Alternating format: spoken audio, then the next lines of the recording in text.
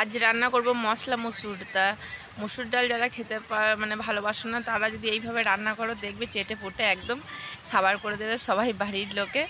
তাই প্রথমে মুসুর ডালটা আমি ভালো করে ধুয়ে নিয়েছি। এখানে আছে 100 মতো মুসুর ডাল ধুয়ে নিলাম। আর এই বাটিটার 1 বাটি বড় বাটির জল দিয়ে দিলাম, তো বা তোমরা আন্দাজ মতো দিতে পারো, সেটা কোনো সমস্যা নেই। এবার আমি একটা বড় সাইজের পেঁয়াজ, 1টা থেকে 2টো এরকম আলুর মতো ডুম্বো ডুম্বো করে কেটে নিয়েছি, এটা আমি কাঁচা পেঁয়াজটা এর মধ্যে দিয়ে দিলাম। আর মুসুর ডাল এইভাবে যদি রান্না করে দেখবে কত সুন্দর টেস্ট হয়, দারুণ লাগবে কিন্তু। আমি একদম বলতে পারি যে এভাবে কিন্তু বাড়ির লোকে একদম চেটেপুটে খেয়ে নেবে।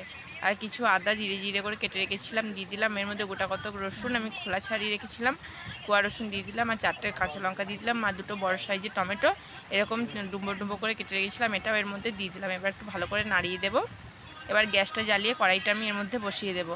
আমার চ্যানেলে রান্না যদি ভালো লাগে, ব্লগ ভিডিও ভালো লাগে, চ্যানেলটা সাবস্ক্রাইব করে নেবে, কমেন্ট করবে, শেয়ার করবে, সব কিছু কিন্তু রিপ্লাই দেবো। এবার বসিয়ে দিয়েছি ডালটা, এবার ভালো করে নাড়িয়ে দিচ্ছি। এখন কিন্তু হলুদ বা নুন আমি এর মধ্যে কিছুই দেব না। আর এইভাবে ডাল রান্না করে দেখবে কেমন লাগছে খেতে, আমাকে কমেন্টে জানাবে। এবার ডালটা অনেকটা সিদ্ধ হয়ে এসেছে, এবার জলটা কমে এসেছে। আমি আর একটু পরিমাণে জলের মধ্যে দিয়ে দেবো, কারণ একটু মানে মাখা, এই ডালটার জলটা অনেকটাই কমে গেছে, একটু মাখা মাখা হয়ে গেছে। এবার এগুলো সব, আর টমেটো কাঁচা লঙ্কা এগুলো সিদ্ধ হয়ে গেছে, একটু জল দিয়ে দিয়েছি দেখাই। এবার ডালটা ভালোভাবেই সিদ্ধ হয়ে গেছে আর একটা সুন্দর ফ্লেভার বেরিয়েছে। হ্যাঁ, আহা কি সুন্দর গন্ধ একটা। এবার এর ওপর দিয়ে দেবো স্বাদ মতো লবণ।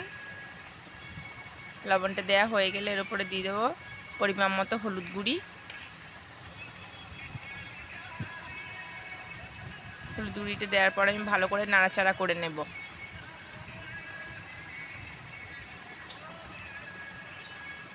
ভালো করে নাড়াচাড়া করে নিলাম।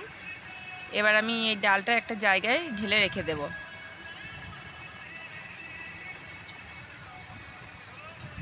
এবার অন্য জায়গায় একটা ঢেলে রেখে দিয়েছি। আবার কড়াইয়ের মধ্যে দিয়ে দিয়েছি সর্ষের তেল।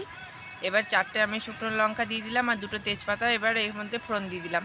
আবার আমি আধখানা পেঁয়াজ আমি জিরে জিরে করে কেটে রেখেছি, আর কিছু কুচানো আদা আর গোটা রসুন রেখে দিয়েছিলাম, এগুলো সব তেলের মধ্যে ফোড়নে বসিয়ে দিলাম। এবার এটা খুব ভালো করে ভাজতে হবে, যেন একদম লালচে লালচে হয়ে আসে, ততক্ষণ পর্যন্ত এটা ভাজতে থাকতে হবে। এবার আমি ভালো করে নাড়াচাড়া করে নিচ্ছি যেন খুব ভালো করে লাল লাল করে ভাজা হয়।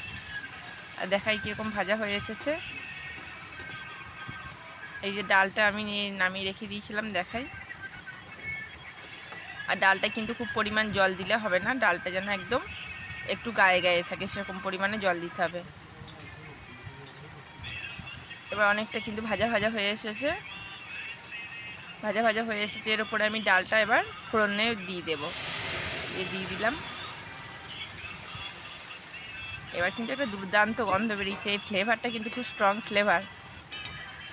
আর এইভাবে ডাল বানিয়ে কিন্তু মানে বাড়ির লোকে যারা ডাল খায় না তারাও এইভাবে ডাল বানিয়ে দিলে একদম চেটে ফুটে খেয়ে নেবে।